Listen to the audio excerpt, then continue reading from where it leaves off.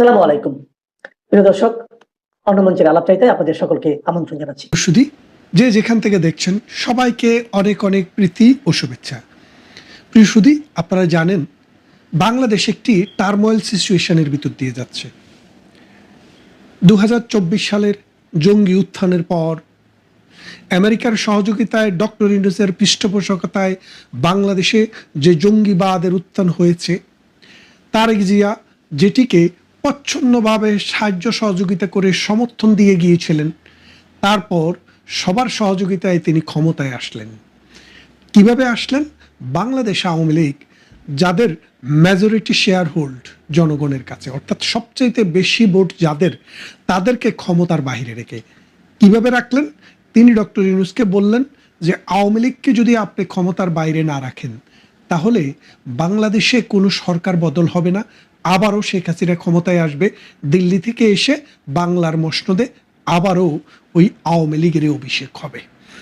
এই কথা বলার পর ডক্টর ইউনূস বুঝলেন এবং অ্যাসেসমেন্ট করে দেখলেন সত্যি তাই, এবং সেটাই তিনি করলেন।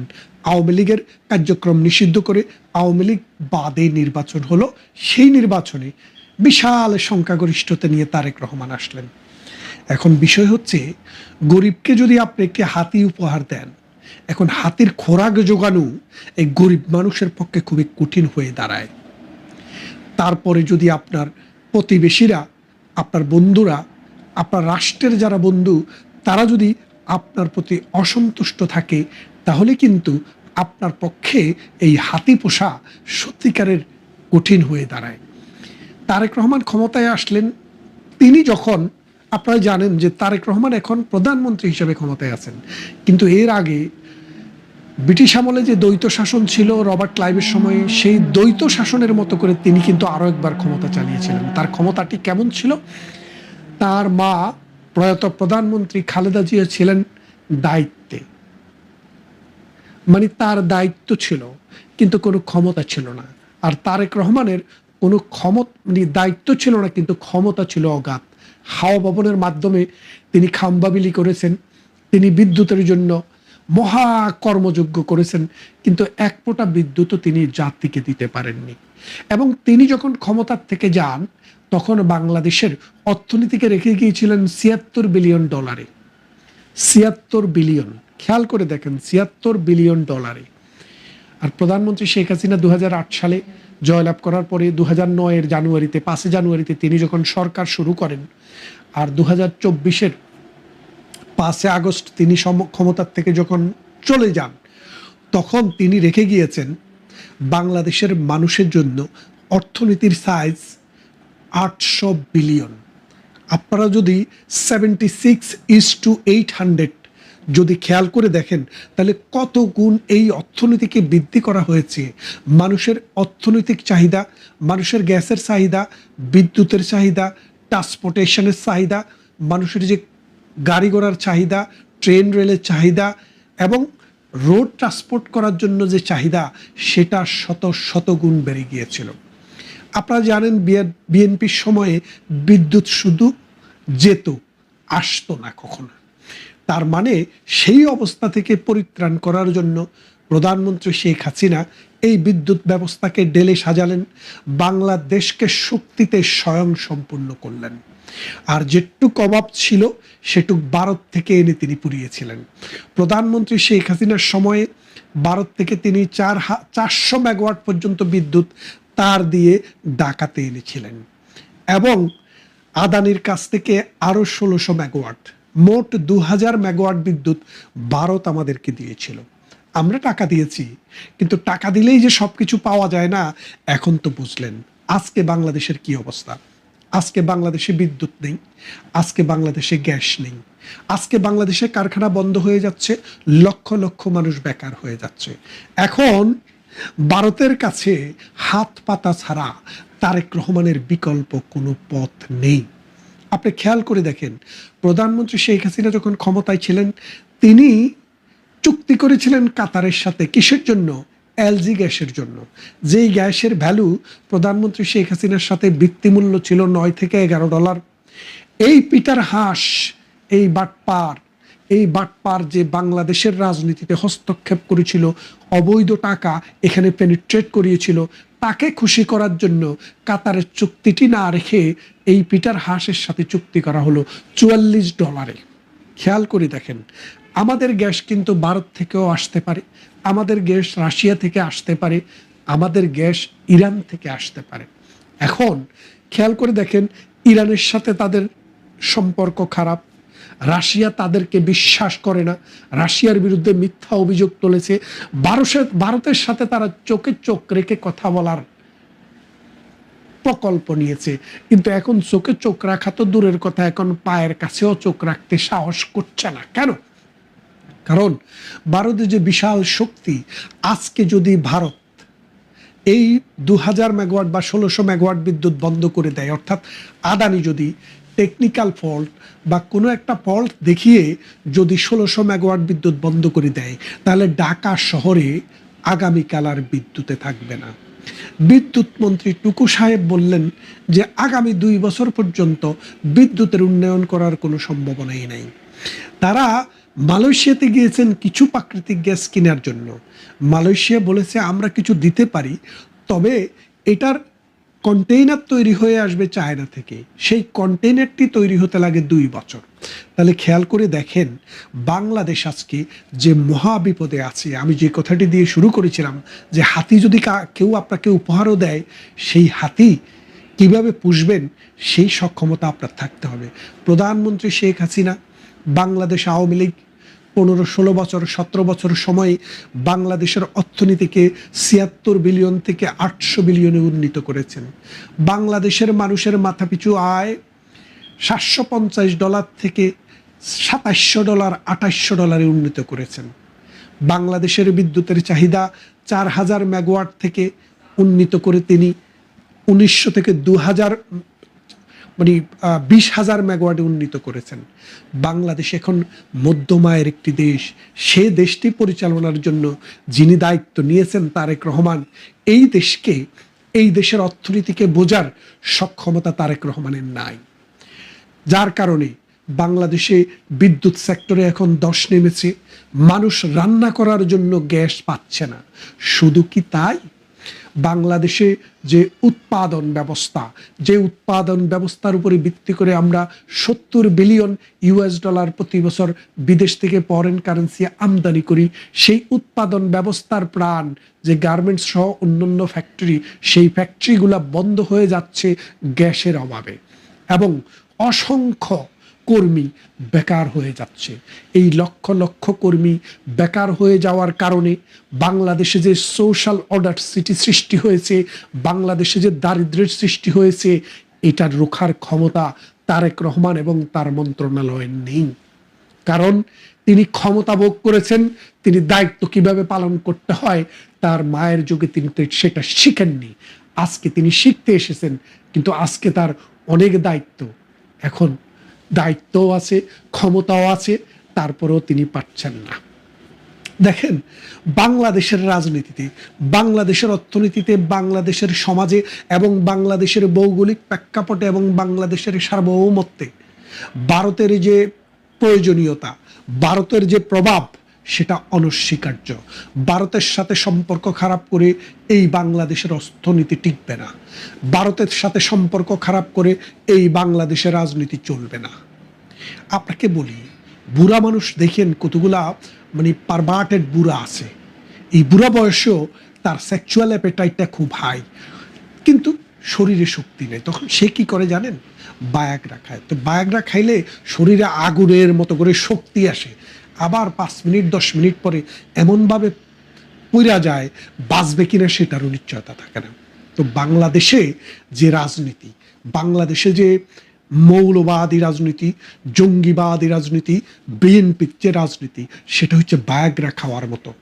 তাদের বিএনপির নেতাকর্মী, বিএনপির যে মার্কেট, সেই মার্কেটটা হচ্ছে মৌলবাদী, জঙ্গি এবং এন্টি ভারত সেন্টিমেন্টের মানুষ। এই এন্টি ভারত সেন্টিমেন্টের মানুষ 1971 সালে বাংলাদেশ চায়নি, এবং বাংলাদেশ একটি অসাম্প্রদায়িক চেতনার রাষ্ট্র হোক সেটি চায়নি। বাংলাদেশ সকল মানুষের, সকল ধর্মের, সকল ব্যক্তির হোক, সেটিও তারা চায়নি। সুতরাং তারেক জিয়াও সেটি চাইতে পারেন না। তারা ভারতের সাথে নানান দান দরবার করতে চেয়েছেন, শেখ হাসিনাকে ফেরত চান, অথচ শেখ হাসিনা নিজেই আসতে চায়। শেখ হাসিনা ভারতে বন্দী নয়। এখন বিষয়টা হচ্ছে, আজকের বাংলাদেশের যে অবস্থা, এই অবস্থায় আরেকটি সমস্যা আগামী মাসে যুক্ত হচ্ছে। সেই সমস্যাটি হচ্ছে আমাদের যে সেচ ব্যবস্থা, আমাদের যে পানি বন্টন ব্যবস্থা, ভারতের সাথে 30 বছর মেয়াদী একটি চুক্তি হয়েছিল 1996 সালে প্রধানমন্ত্রী শেখ হাসিনা ক্ষমতায় আসার পর। সেই চুক্তিটি করেছিলেন, সেই চুক্তিটি 30 বছরের জন্য করেছিলেন, গঙ্গার পানি বন্টন চুক্তি।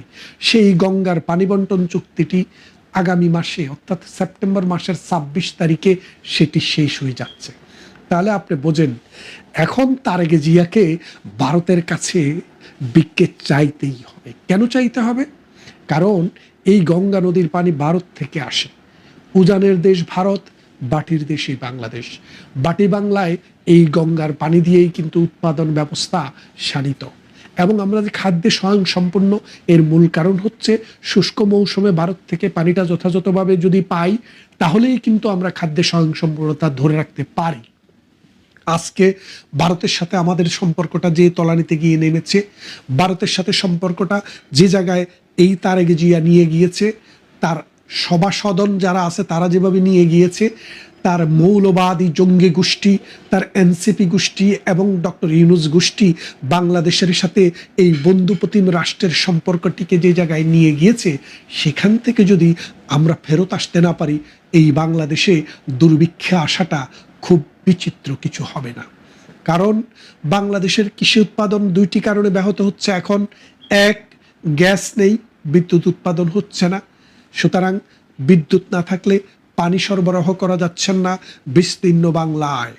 আর দ্বিতীয় আরেকটি ঘটনা আসছে, সেটি হচ্ছে ভারতের সাথে যদি এই পানি চুক্তিটি নবায়ন না হয়, ভারত যদি পানিটি বন্ধ করে দেয়, তাহলে বাংলাদেশের পক্ষে ভারতের সাথে যুদ্ধ করে অথবা আন্তর্জাতিক আদালতে গিয়ে এই পানি চুক্তিটিকে বাস্তবায়ন করা, অর্থাৎ পানি নিয়ে আসা কোনোভাবেই সম্ভব না। তাই এখন রাষ্ট্রকে বাঁচাতে হলে তারেক জিয়াকে, তারেক রহমানকে ভারতের সাথে চোখে চোখ রেখে নয়, চোখটা পায়ে রেখে কথা বলতে হবে। তা না হলে এই বাংলাদেশ, এই রাষ্ট্র, এই সমাজ শেখ হাসিনা বা আওয়ামী লীগের বিরুদ্ধে যেই রকম আন্দোলন তারা গড়ে তুলেছিল আমেরিকার টাকা দিয়ে, এখন আমেরিকার টাকা লাগবে না।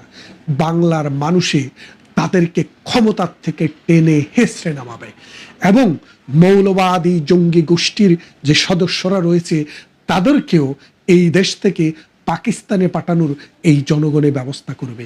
কেননা এই বাংলাদেশের মানুষ, 30 লক্ষ মানুষ রক্ত দিয়েছে, 2.5 লক্ষ নারী ইজ্জত দিয়েছে এবং 1 কোটি মানুষ ভারতে দেশান্তরিত হয়ে গিয়ে 9 মাসের সংগ্রামের ফলে এই স্বাধীন বাংলাদেশটি স্বাধীন হয়েছে। এই দেশের একটি সংবিধান রয়েছে, এই দেশের একটি সোশ্যাল একটি কাঠামো রয়েছে, এই দেশের সংস্কৃতির একটি কাঠামো রয়েছে। এই তারেক জিয়ার সরকার, তার জঙ্গিবাদী বন্ধুদের সরকার এই দেশের মাজারগুলা ভেঙে দিয়েছে, এই দেশের মানুষকে কবর থেকে তুলে হত্যা, আবার পুড়িয়ে লাশকে হত্যা, দ্বিতীয়বার হত্যা করেছে। দীপু দাসের মতো হিন্দু বলেই তাকে হত্যা করা হয়েছে। সুতরাং আপনারা বুঝতেই পারেন যে এই দেশ এখন ভারতের সাহায্য যদি না আসে, তাহলে এই দেশ অনিবার্যভাবে পতিত হবে অন্ধকার গহ্বরে।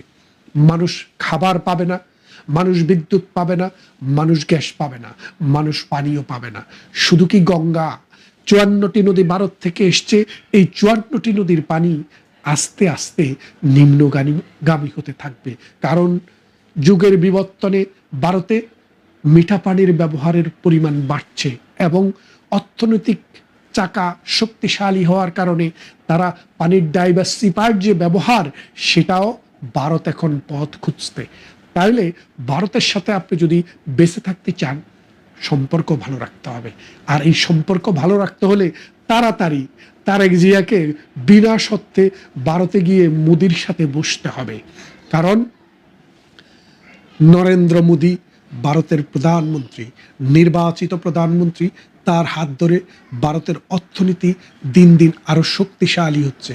সুতরাং এখন যদি এই ভারতের নরেন্দ্র মোদী তথা ভারতের মোদী গভর্নমেন্ট তথা ভারতের জনগণের সাথে যদি সম্পর্ক তৈরি করা না যায়, এই বাংলাদেশের অস্তিত্ব বিলীন হবে।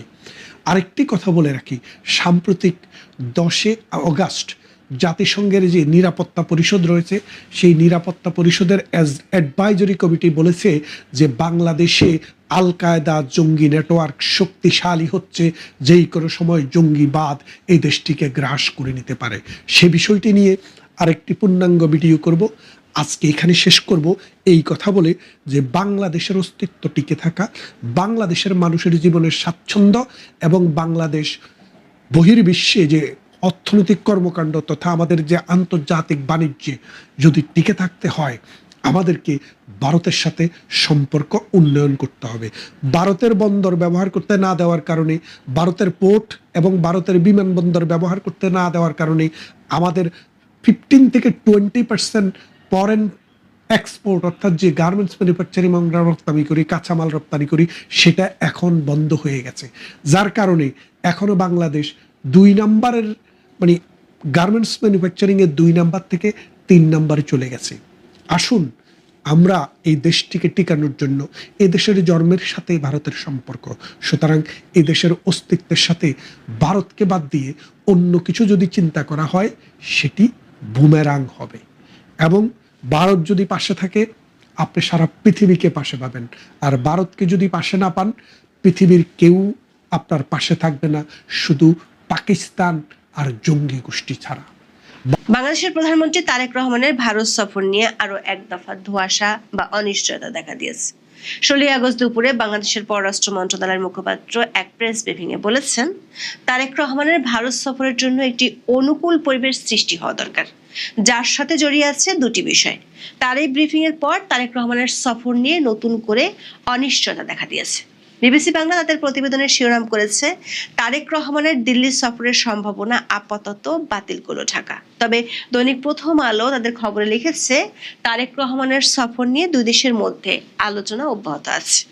এখনো দেশ দুটি সফরের দিনক্ষণ ঠিক করার বিষয়টি বিবেচনা করছে। কূটনৈতিক সূত্রগুলো বলছে, 16 আগস্ট বিকেলে বাংলাদেশের পররাষ্ট্রমন্ত্রী খলিলুর রহমানের সাথে বাংলাদেশে নিযুক্ত ভারতের হাই কমিশনার দীনেশ ত্রিবেদীর বৈঠক হওয়ার কথা ছিল। তার আগে পররাষ্ট্র মন্ত্রণালয়ের ব্রিফিংয়ে এমন বক্তব্য উঠে আসায় কূটনৈতিক মহলেও বিষয়টি নিয়ে বেশ আলোচনার জন্ম দিয়েছে। কারণ বাংলাদেশ সরকার অনুরোধে দেশটির জ্বালানি সংকট মোকাবেলায় ভারত সরকার গত এক সপ্তাহে 7,000 টন ডিজেল পাঠিয়েছে। আবার বাংলাদেশের পক্ষ থেকে যে দুটি ইস্যুর কথা বলা হচ্ছে, তার মধ্যে ওসমান হাদির খুনের দায়ে 2 অভিযুক্তকে তারেক রহমানের সফরের আগে হস্তান্তর করার তথ্য ভারতীয় গোয়েন্দা সংস্থার কর্মকর্তারা বাংলাদেশ সরকারের শীর্ষ ব্যক্তিদের জানিয়ে গিয়েছিল। আবার শেখ হাসিনার ইস্যুটিও যে শেষ পর্যন্ত ভারতের আদালতে গড়াবে, তেমন খবরও এসেছে ভারতীয় গণমাধ্যমে। তাহলে প্রশ্ন হলো, তারেক রহমানের এই সফর নিয়ে আরো এক দফা কেন অনিশ্চয়তা তৈরি হলো?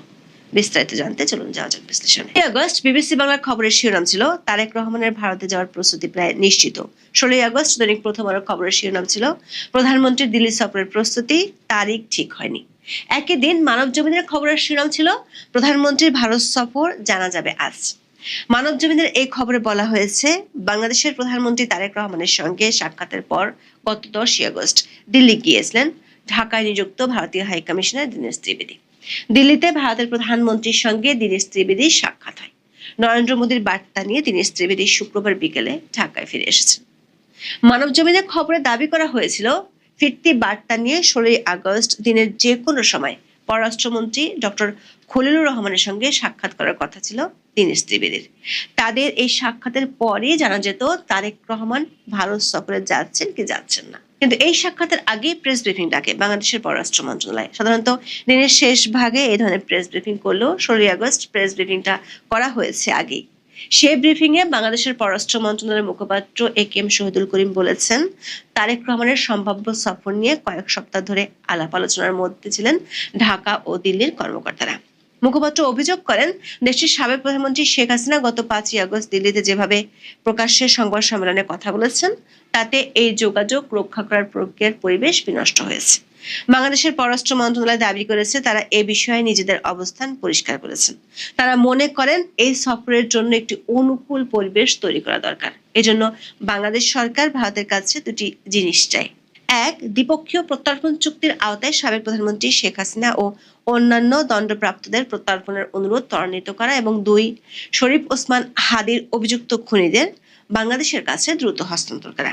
এখানে লক্ষণীয় বিষয় হলো শেখ হাসিনার ইস্যুটি ভারতের আদালতের কোনো বিষয় নয়। সেটিতে বাংলাদেশ সরকার সরাসরি প্রত্যর্পণের কথা বলেনি, বলছে প্রত্যর্পণের বিষয়ে বাংলাদেশের অনুরোধের প্রেক্ষিতে দ্রুত পদক্ষেপ নিতে। অন্যদিকে ওসমান হাদির খুনের অভিযোগে যে 2 জন ভারতে গ্রেপ্তার আছে তাদের বিষয়টি ভারতের আদালতে বিচারাধীন, কিন্তু বাংলাদেশ বলছে তাদেরকে হস্তান্তর করতে।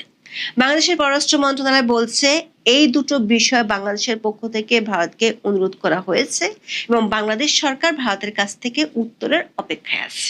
লক্ষণীয় বিষয় হলো বাংলাদেশের পররাষ্ট্র মন্ত্রণালয়ের মুখপাত্র বলছেন তারেক রহমানের সম্ভাব্য সফরটি নিয়ে 2 দেশের কর্মকর্তাদের মধ্যে আলোচনা চলছে, কিন্তু সফরের কোনো দিনক্ষণ নির্দিষ্ট হয়নি। বাংলাদেশ ও ভারতের প্রায় সব শীর্ষ গণমাধ্যমে এই খবর প্রকাশিত হয়েছিল, যেখানে বলা হয়েছিল তারেক রহমানের সফর প্রায় নিশ্চিত। কিন্তু পররাষ্ট্র মন্ত্রণালয়ের মুখপাত্রের প্রেস ব্রিফিং এর পর বিবিসি বাংলার খবরের শিরোনাম হলো তারেক রহমানের দিল্লি সফরের সম্ভাবনা আপাতত বাতিল করল ঢাকা। যদিও দৈনিক প্রথম আলোর খবরের শেষ দুটি অনুচ্ছেদে বলা হয়েছে ভিন্ন তথ্য। প্রথম আলো বলছে তারেক রহমানের এই রাষ্ট্রীয় সফর নিয়ে 2 দেশের মধ্যে আলোচনা অব্যাহত আছে। এ মাসের 3য় সপ্তাহে 2 দিনের সফর আয়োজনের জন্য সম্ভাব্য তারিখও এরই মধ্যে বাংলাদেশকে প্রস্তাব করেছে ভারত। এখন ওই তারিখের পরিবর্তে কাছাকাছি সময় সফরটির কথা ভাবছে বাংলাদেশ। তবে আগস্টের 3য় আর 4র্থ সপ্তাহের মধ্যে এ সফরের সূচি নিয়ে 2 দেশ আলাদা তারিখের বিষয়টি বিবেচনা করছে। ঢাকার কূটনৈতিক সূত্রগুলো প্রধানমন্ত্রীর প্রথম ভারত সফরের প্রস্তুতি বিষয়ে প্রথম আলোকে এর তথ্য জানিয়েছে বলে খবরটিতে উল্লেখ করা হয়েছে। তবে কোনো দেশই গতকাল পর্যন্ত এ বিষয়ে আনুষ্ঠানিকভাবে কিছু বলেনি।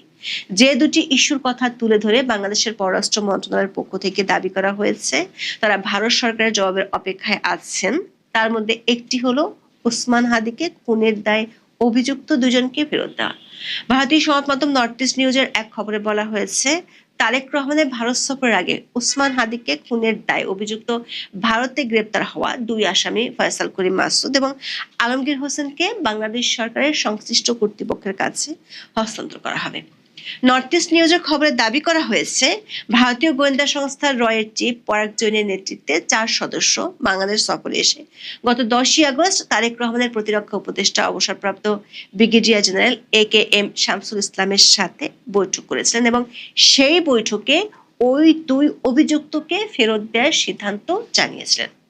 তাহলে ওসমান হাদির খুনের দায়ে অভিযুক্তদের ফেরতের বিষয়টি 16ই আগস্ট বাংলাদেশের পররাষ্ট্র মন্ত্রণালয়ের মুখপাত্র নতুন করে তুলল কেন? অন্যদিকে বাংলাদেশ শেখ হাসিনার প্রত্যর্পণ ইস্যুতে ভারতকে যে অনুরোধ করেছে সে বিষয়ে ভারত যাতে দ্রুত পদক্ষেপ নেয় সেটির কথা বলেছেন দেশটির পররাষ্ট্র মন্ত্রণালয়ের মুখপাত্র। ভারতের কাছে বাংলাদেশ সরকার এই অনুরোধটি গত 2 বছর ধরে করে আসছে। তার জবাবে ভারতের পররাষ্ট্র মন্ত্রণালয় বরাবরই একটি কথা বলে আসছে, সেটি হলো তারা অনুরোধটি আইনি ও প্রতিষ্ঠিত প্রক্রিয়া অনুযায়ী বিষয়টি পরীক্ষা করে দেখছেন। তবে ভারতীয় সংবাদ মাধ্যম ইন্ডিয়ান এক্সপ্রেস বলছে ভারত সরকার নয়, শেখ হাসিনার প্রত্যর্পণের সিদ্ধান্ত নেবেন ভারতের আদালত।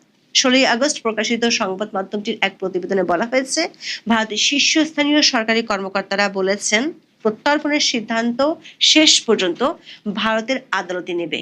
এটি কোনো রাজনৈতিক বা কূটনৈতিক সিদ্ধান্ত হবে না।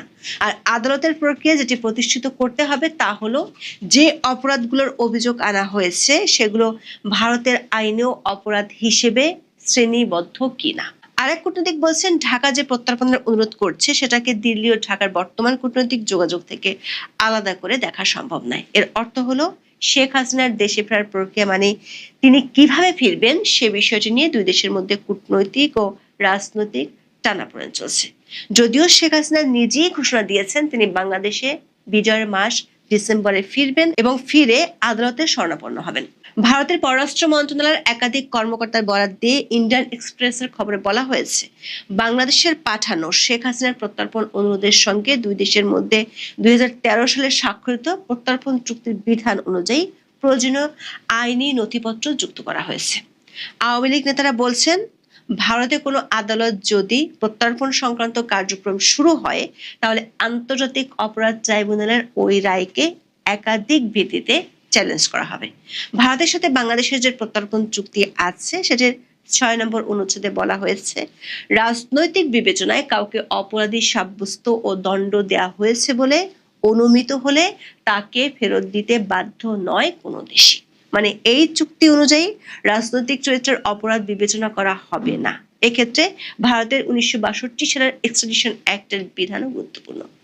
আইনটিতে বলা হয়েছে, প্রত্যর্পণ সংক্রান্ত বিষয়ে পরিচালনার জন্য সিবিপি কাউন্সিলর, পাসপোর্ট ও ভিসা বিভাগ হলো সংশ্লিষ্ট নোডাল বা প্রধান দপ্তর। কোনো প্রত্যর্পণ চুক্তি বা ব্যবস্থার প্রাসঙ্গিক বিধান বিবেচনায় নিয়ে মন্ত্রণালয় বিষয়টি উপযুক্ত মনে করলে মামলাটি তদন্তের জন্য একজন ইনকোয়ারি ম্যাজিস্ট্রেট নিয়োগ করা যেতে পারে। আইনে বলা হয়েছে, প্রত্যর্পণ সংক্রান্ত তদন্ত শেষে যদি এক্সট্রাডিশন ম্যাজিস্ট্রেট মনে করেন বিদেশি রাষ্ট্রের করা প্রত্যর্পণ অনুরোধের সমর্থনে প্রাথমিকভাবে গ্রহণযোগ্য কোনো মামলা প্রতিষ্ঠিত হয়নি, তাহলে তিনি অপরাধীকে অব্যাহতি দিবেন। দিল্লি কূটনৈতিক সূত্রগুলো বলছে, এই আইনি প্রক্রিয়ার চূড়ান্ত জবাব আসতে বেশ সময় লাগবে। অবশ্য বাংলাদেশের পররাষ্ট্র মন্ত্রণালয়ের মুখপাত্র 16 আগস্ট প্রেস ব্রিফিংয়ে বলেছেন, প্রত্যর্পণের বিষয়ে ভারত যেন দ্রুত পদক্ষেপ নেয়। কূটনৈতিক সূত্র থেকে নিশ্চিত হওয়া গেছে, শেখ হাসিনার দেশে ফেরার ইস্যুটি কোন প্রক্রিয়া হবে তা নিয়ে যে জটিলতা তৈরি হয়েছে, তার মধ্যে ভারত বাংলাদেশকে সাহায্য অব্যাহত রেখেছে। চলমান জ্বালানি সংকট মোকাবেলার জন্য গত 9 আগস্ট বাংলাদেশের বিদ্যুৎ মন্ত্রী ভারতীয় হাই কমিশনের কাছে বেশি পরিমাণে ডিজেল চেয়েছিল। পরদিনই ভারত বাংলাদেশ ফ্রেন্ডশিপ পাইপলাইনের মাধ্যমে ভারত থেকে দিনাজপুরের পার্বতীপুর ডিপোতে ডিজেল আসা শুরু করে। 10 আগস্ট থেকে 14 আগস্ট পর্যন্ত 5 দিনে ভারত মোট 7,000 টন বা প্রায় 82,35,290 লিটার ডিজেল পাঠিয়েছে। বাণিজ্যিক সম্পর্ক পুরোপুরি ঠিক থাকার পরও নতুন করে তারেক রহমানের সফর নিয়ে অনিশ্চয়তা দেখা দেয়। কূটনৈতিক মহলে বিষয়টি নিয়ে বেশ আলোচনা হচ্ছে। সূত্রগুলো বলছে, ম্যাক্সিমালিস্ট বা কোনো সমঝোতা বা ছাড় না দিয়ে নিজেদের সব লক্ষ্য ও দাবি একবারে শতভাগ আদায়ের চেষ্টার অবস্থান থেকে সরে আসার বিষয়ে ঢাকা ও দিল্লি যে যার মতো চেষ্টা করে যাচ্ছে। আরেকটি পক্ষ মনে করে বাংলাদেশের সরকার ঘনিষ্ঠ একটি পক্ষ ভারত বিরোধী। সেই পক্ষটির কাছে নিজের রাজনৈতিক অবস্থান ধরে রাখতে ও আপাতত বাংলাদেশ সরকারকে রয়ে সয়ে সিদ্ধান্ত নিতে হচ্ছে, যে কারণে আরো এক দফা ধোঁয়াশার মধ্যে পড়ে গেল বাংলাদেশের প্রধানমন্ত্রী তারেক রহমানের প্রথম ভারত সফর। এখনই পর্যন্ত সবাই ভালো থাকবেন।